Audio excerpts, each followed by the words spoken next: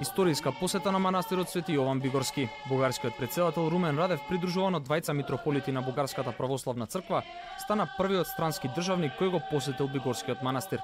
Посетата, истакна Радев, е од голема важност, бидејќи Бигорскиот манастир имал големо значење како во минатото, така и сега.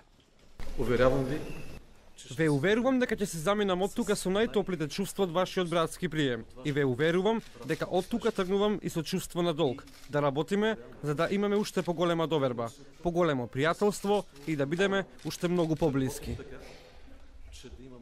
Бугарската делегација беше пречекана од митрополитот Дебарско-Кичевски господин Тимотеј и од архимандритот Партени, кој им се заблагодари на патриархот Неофит и на синодот на Бугарската православна црква, што испратиле своји представници кај нив и додаде дека се надева од Охридската архиепископија во годината кога го празнува своето 1000-летие, ќе го доживее своето признавање и со посебен томос од мајката на сите цркви, Светата Вселенска патриаршија.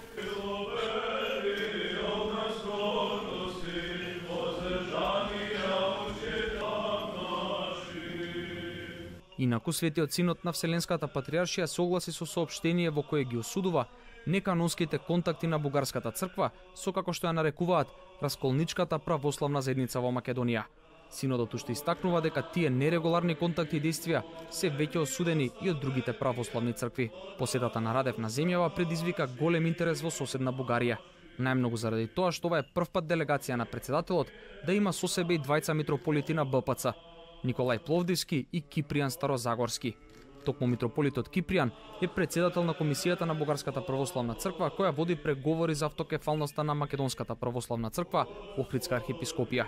Тој беше избран од Светиот Синод откако БПЦ се согласи да стане мајка и да се бори за автокефалноста на Македонската православна црква.